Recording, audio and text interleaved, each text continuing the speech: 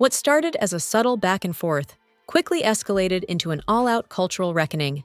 And now, even Erika Kirk's own supporters are jumping ship. After Cardi B's explosive Instagram Live and follow-up interviews exposed Erika's long-standing pattern of coded commentary and veiled attacks, the truth finally hit home. Screenshots, podcast soundbites, and years of microaggressions were laid bare. And for many fans who once looked up to Erika, it was the last straw. In a stunning twist, the faith and femininity brand Erika built began to unravel from the inside, not because of Cardi's critics, but because of Erika's own base turning on her. Was Erika simply misunderstood, or had she been hiding behind polished words and curated posts for too long? Cardi's fire forced a reflection that her team wasn't prepared for, and now the cracks in Erika's empire are too visible to ignore. Erika Kirk, Cardi B, truth bomb. It all began with a single Instagram Live, one that shook the very foundation of Erika Kirk's carefully curated image. Cardi B, never one to shy away from a fight, had finally had enough of the soft-gloved shade, veiled criticism, and polished jabs that Erika had become infamous for.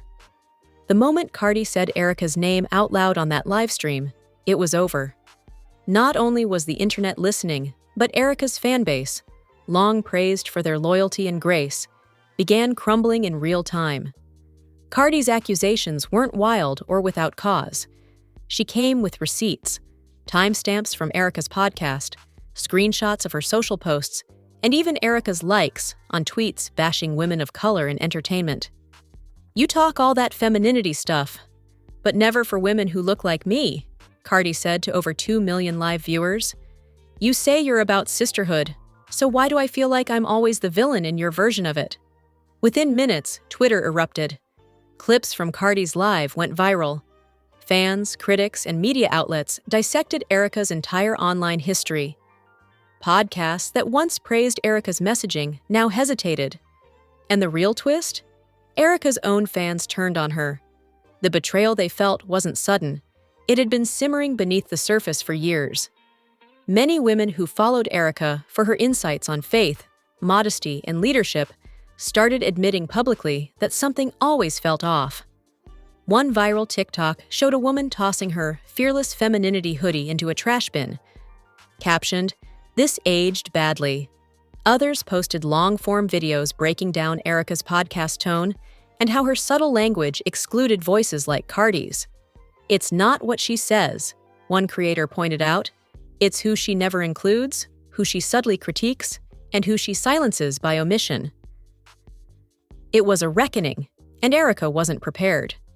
Instead of responding directly, Erika posted a simple graphic on her Instagram story that read, "Grace over drama."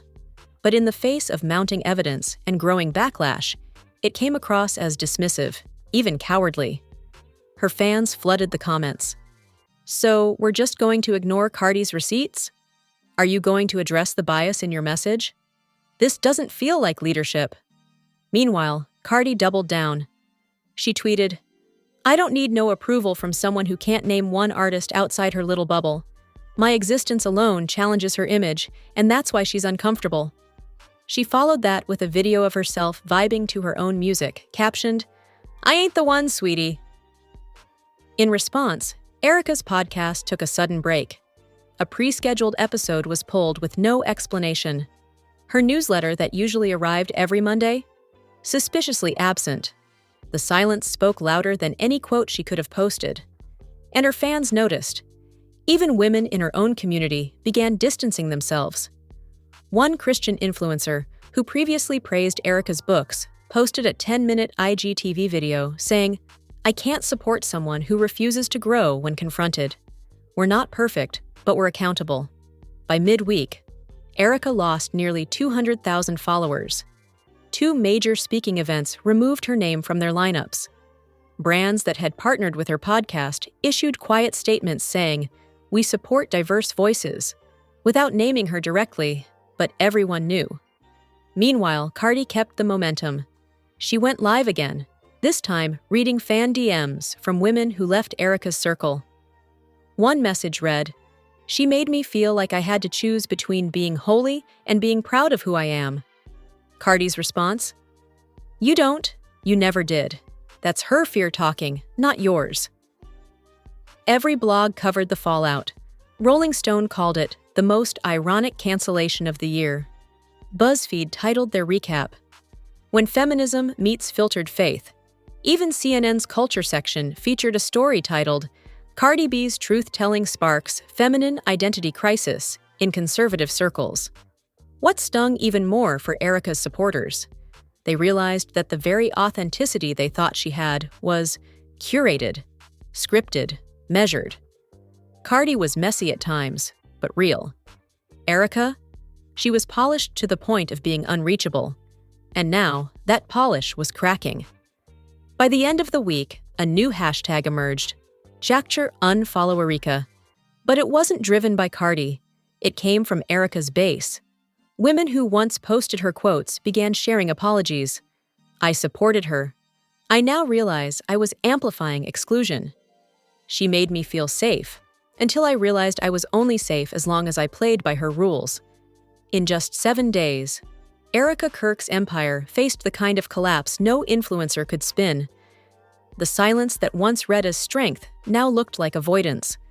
Her signature brand of poetic, polished, and passive messaging now seemed like a shield from accountability. And Cardi? She didn't just win the argument. She created a blueprint for how to speak truth to filtered power. After Cardi B's truth bombs detonated across social media, Erika Kirk's once loyal brand began unraveling faster than anyone expected. For years, Erika had positioned herself as a beacon of graceful conservatism, speaking on stages about femininity, faith, and restoring values in culture. But now, her messages, once considered aspirational, were being re-examined under the microscope of Cardi's revelations. And what people were discovering was deeply uncomfortable. The influencer's audience, made up largely of suburban moms, college women, and faith-based entrepreneurs, began asking questions that had gone unspoken for too long. Why did Erika only ever uplift a certain type of woman? Why were women like Cardi B consistently left out of the modern femininity narrative? Why did it feel like empowerment only applied if you looked, talked, or worshipped a certain way? It was a paradigm shift, and Erika was in freefall. Her first public appearance after the drama, a panel at a women's leadership brunch in Dallas, was supposed to be her comeback. But from the moment she stepped on stage, the energy had changed. Attendees described her as visibly shaken, her usual poise giving way to nervous glances and a rehearsed smile. She opened with a brief acknowledgement. This has been a hard week for all of us. But through storms, we find clarity. The audience didn't buy it. The Q&A that followed turned into a PR nightmare. One woman asked, "How do you reconcile your platform's silence on issues that affect Black and brown women?" Another questioned, "Would you ever have someone like Cardi B on your podcast, or is her voice not part of your version of femininity?" Erika dodged, deflected, and ultimately ended the session early. Clips from the event hit TikTok that afternoon. She couldn't handle the heat, one video said, showing Erika pausing mid-sentence. Another went viral with the caption, "When you build a brand on selective sisterhood, don't be surprised when the other sisters speak up." The damage was escalating. Sponsors began distancing themselves. A wellness tea company quietly pulled their affiliate links from Erika's website. A Christian publishing house delayed the release of her upcoming devotional, citing a need for reassessment, and an annual women's conference that had booked her as keynote speaker publicly announced it was replacing her with a voice more in line with inclusive empowerment. The blow wasn't just public, it was personal. Several women who had once called Erika a friend began speaking out. A former co-host of one of her early podcasts revealed, "There were always off-camera conversations where she'd say someone was too loud or not on brand for the movement." When pressed, the co-host confirmed that loud usually meant Black or Latina women, and not on brand meant anything outside conservative Christian norms. These stories piled on top of Cardi's receipts, creating a damning narrative. Erika Kirk wasn't just blind to her biases, she had actively built her brand on exclusion. Back on social media, Erika tried again. She posted a lengthy carousel with a soft pink background and flowing script font. The title, "Let's Talk." The post attempted to clarify her views, stating, "I've never meant to exclude any woman. My goal has always been to uplift through scripture and strength." But the tone was wrong. It felt clinical, sanitized, and deeply disconnected from the raw emotion that had been unleashed. The comments said it all. "You still haven't said Cardi's name. Why? This feels like damage control, not healing. I followed you for years. I'm done." The post was deleted within 48 hours. Meanwhile, Cardi was only gaining steam. She dropped a teaser for her new podcast episode titled Selective Sisterhood, promising to dig deeper into the double standards that women of color face in media, politics, and religion. The trailer showed snippets from Erika's past clips, overlaid with Cardi's narration. "They love us when we're quiet. They love us when we play nice. But when we show power, suddenly we're dangerous." The episode debuted with over 1 million downloads in 24 hours. It wasn't just a clapback, it was an education.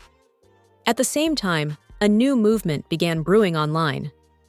All Sisters. Created by fans of Cardi and former followers of Erika, it was a call for true inclusivity in female empowerment spaces. Women of every background began sharing their stories of being overlooked, silenced, or told they weren't feminine enough for certain spaces. It was the clearest sign yet that Erika had not just lost support. She had sparked a counter-revolution. Even brands that had worked with Erika in the past began pivoting. A lifestyle label she once collaborated with released a statement. "Empowerment must be intersectional. We're committed to working with voices that reflect the full spectrum of womanhood." Translation: Erika no longer fit that vision. And then came the unthinkable. A high-profile church, where Erika had once hosted a faithful femininity seminar, posted an open letter distancing themselves. "We believe in humility, reconciliation, and diversity. When our leaders fall short, we must speak out." The letter didn't name Erika directly, but it didn't have to. By the end of the month, Erika's podcast listener count had dropped 62%. Her website traffic had been cut in half. She disabled comments on all her platforms, and when she did attempt to go live on Instagram again, only 3,000 viewers tuned in, a stark contrast to the hundreds of thousands she once commanded. The final blow came not from Cardi, but from Erika herself. In a quietly posted blog entry titled "Time to Reflect," Erika wrote, "I've been wrong. Not about everything, but about enough. Enough to hurt people. Enough to lose trust. And for that, I'm sorry." But the post lacked clarity, lacked accountability, and once again, lacked Cardi's name. Fans weren't moved. "If you can't say her name, don't say sorry," one person commented.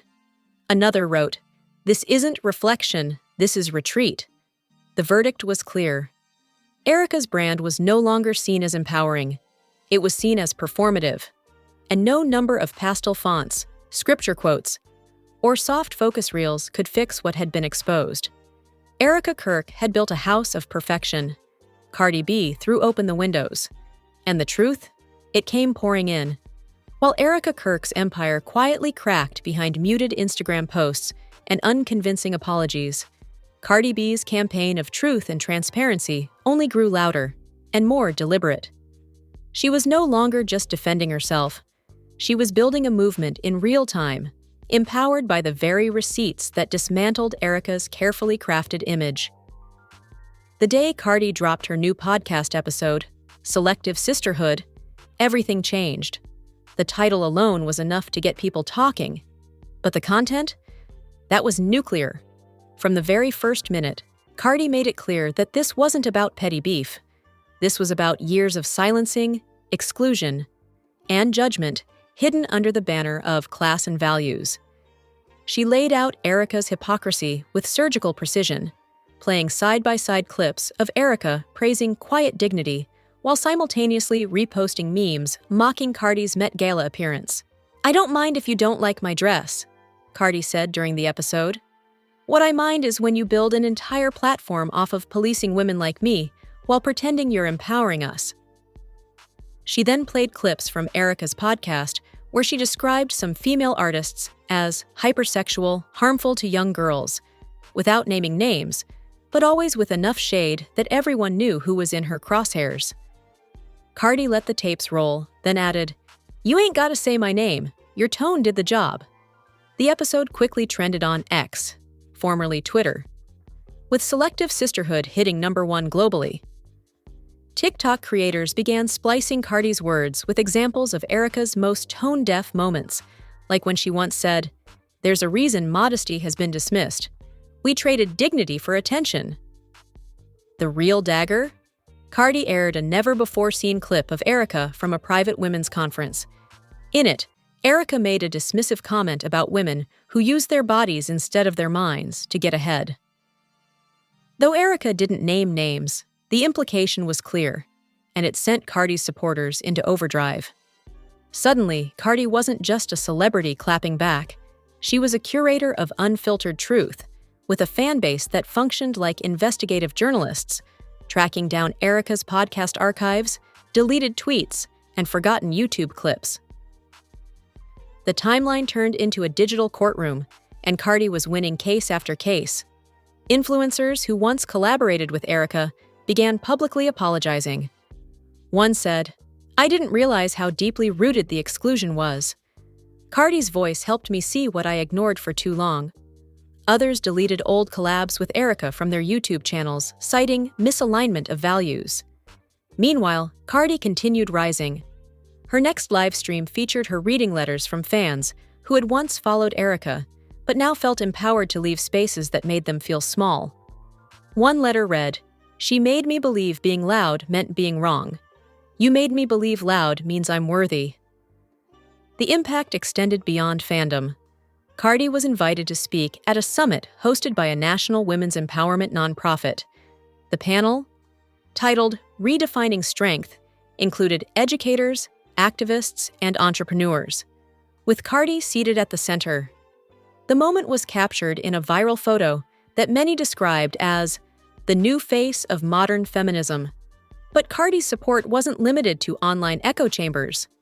Michelle Obama retweeted a quote from Selective Sisterhood. "You don't get to define dignity if you deny others theirs," and captioned it, "Truth."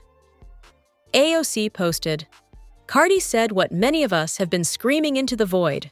Respectability politics won't save us." Even Beyoncé's team liked a tweet defending Cardi's position.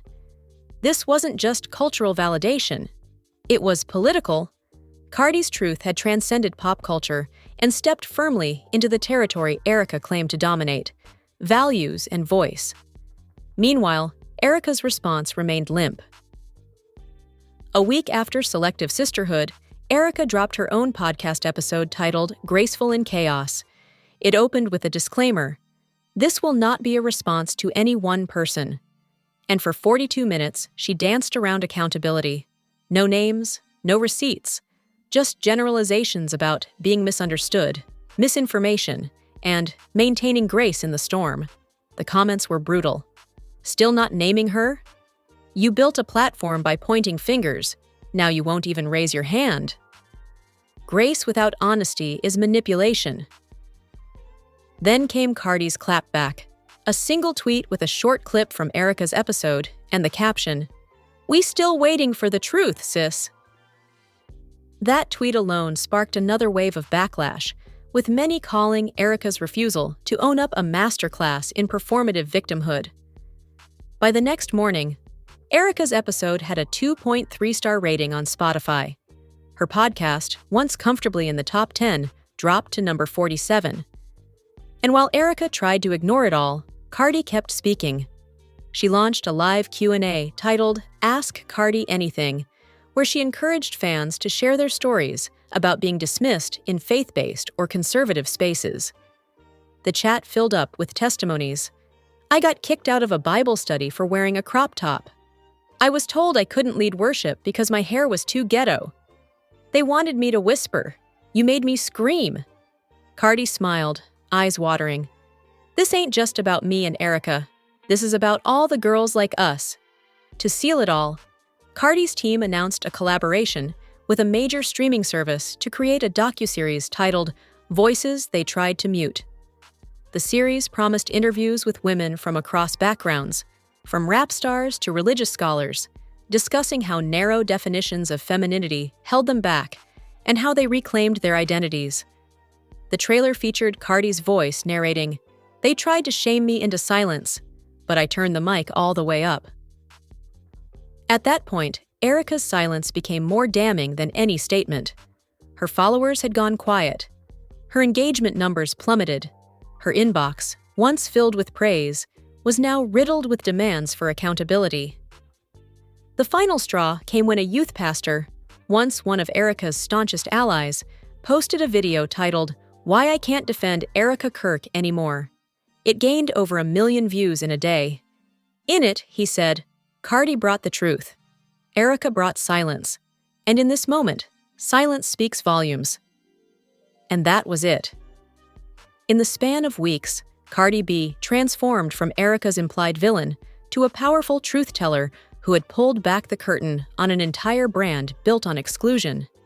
Erika Kirk, once seen as a polished role model for conservative femininity, now stood exposed, her empire crumbling under the weight of her own omissions. All because Cardi dared to say the truth out loud. By the time Erika Kirk returned to social media with a formal apology video, it was too late. The internet had already issued its verdict, and it was swift, sharp, and unforgiving. She sat in front of a white wall, noticeably stripped of her usual aesthetic polish. No branded candles, no soft focus filters, no elegant backdrops. Just Erika, speaking directly to the camera with clasped hands and reddened eyes. The caption read, "Owning my mistakes." It was a 9-minute video, and the longest 9 minutes of her career. "I've watched, I've listened, and I've reflected," Erika began, her voice quiet. "And I need to say something I should have said a long time ago. Cardi B, I hear you, and I'm sorry." For the first time since the saga began, Erika said Cardi's name. But it didn't come with strength. It came with resignation. She continued, "The truth is, I let my biases blind me. I spoke about sisterhood while excluding sisters who didn't fit the mold I was comfortable with." The apology continued. She admitted to using coded language and judgmental tones, and she even addressed the now infamous quote about using your body instead of your mind, calling it a poorly veiled attack rooted in elitism. But the internet had receipts, and apologies after exposure feel more like survival than sincerity. Within minutes, reaction videos popped up dissecting Erika's statement line by line. TikTokers broke it down frame by frame, highlighting moments where her tone faltered or where she dodged specifics. "She apologized because she had no choice," one creator said, "not because she finally understood." Twitter users weren't forgiving either. "Too little, too late. She's only sorry her platform's crumbling. She's not apologizing to Cardi. She's apologizing to save her brand." And speaking of brand, it was in ruins. Erika's podcast had been quietly removed from 3 top Christian platforms. Her book deal was officially canceled by the publisher, who released a statement saying, "We value inclusive voices and must realign with our core mission." One by one, companies and collaborators backed away. But what hit the hardest wasn't the loss of money, it was the loss of community. Longtime fans, women who had followed Erika for years, began unfollowing en masse. The most active fan groups on Facebook and Instagram either shut down or rebranded. One of the biggest accounts, Faithful Women with Erika, changed its name to Faithful Without Fear and posted, "We've learned better. Now we do better." Meanwhile, Cardi stayed classy. When asked about Erika's apology during a red carpet appearance, Cardi responded, "I don't want her canceled. I just wanted her to listen, and maybe now she finally did." It was a masterstroke, poised, gracious, and powerful. But fans weren't ready to let go just yet. Cardi's team announced a new initiative, a mentorship program for young women silenced in traditional spaces. The name, Too Loud to Lose. Within a week, the program had raised over $300,000 in donations and received backing from high-profile sponsors. Cardi was turning a takedown into a legacy play. The press took note. The New York Times wrote, "Cardi B didn't just defeat Erika Kirk. She dismantled an entire ideology disguised as empowerment." Vogue called her a new kind of activist, unfiltered, unbought, and unstoppable. Even Forbes featured a headline, "When brands build on exclusion, it's not if they fall, it's when." Erika, on the other hand, tried one last Hail Mary, a rebrand. She deleted hundreds of posts from her feed. Her bio changed from faith, femininity, strength, to learning, growing, listening. Her next podcast episode was titled The Humble Rebuild and featured her crying softly while reading letters from fans who felt let down. It didn't work. The public had seen the rise, the fall, and the scramble, and they weren't buying redemption in a pastel font. In contrast, Cardi was thriving. She closed the year with a sold-out charity gala celebrating women who had broken barriers across industries. Erika's name wasn't mentioned, but her shadow loomed large.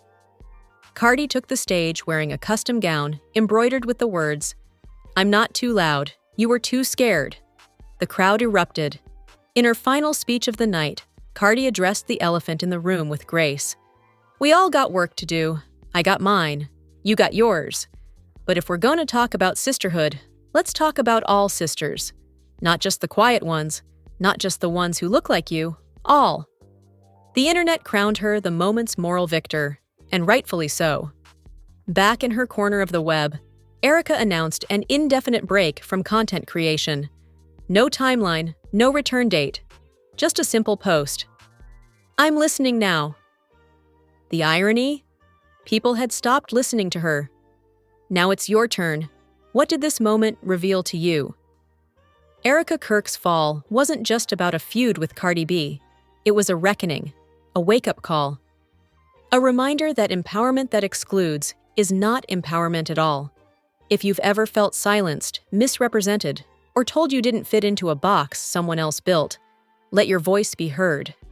Drop your thoughts in the comments, share this story, and stand with the voices that won't be ignored. Hit that like button, smash the subscribe, and ring the bell so you never miss when the truth hits the timeline again. Let this be a warning and a win. Because silence isn't strength, truth is. Too Loud to Lose. Cardi Unfiltered. Erika Exposed. A.M. Cardi.